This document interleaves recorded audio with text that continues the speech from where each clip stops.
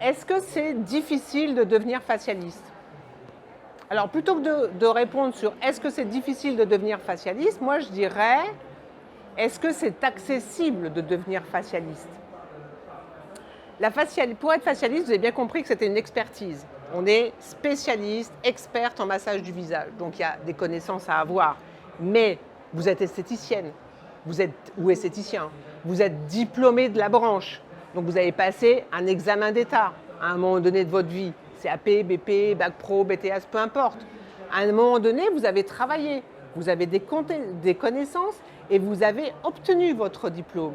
Donc, j'ai envie de vous dire, oui, c'est accessible à vous qui connaissez le travail, parce que être facialiste, il faut s'investir, parce qu'on a besoin d'une connaissance pointue en théorie, en biologie, pour les process de kératogénèse, les process de vieillissement, on a besoin de connaître ça.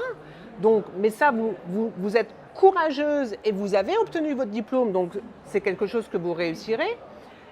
Les massages, vous avez l'habitude d'être en apprentissage, donc vous allez apprendre les massages. Là où je vais quand même préciser, c'est que c'est obtenir la dextérité, il faut être patiente. On ne peut pas obtenir une dextérité de facialiste très pointue en 2 temps, 3 mouvements, ça n'existe pas ça. La perfection du geste, c'est la répétition, c'est le travail, c'est la rigueur. On va chercher la qualité dans la gestuelle. Et c'est ça qui fait la pertinence d'une facialiste. Donc ça, vous y arriverez. Si la spécialisation en technique du visage a du sens pour vous, moi je veux vous dire, faites-vous confiance. Allez-y. Laissez parler cette intuition en vous.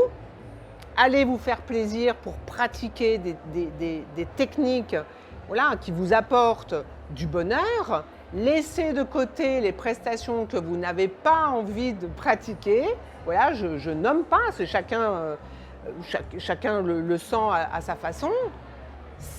En tous les cas, je ne vais pas parler pas que pour le facialisme. Moi, je parle de si vous avez envie d'être spécialiste dans un domaine, allez-y.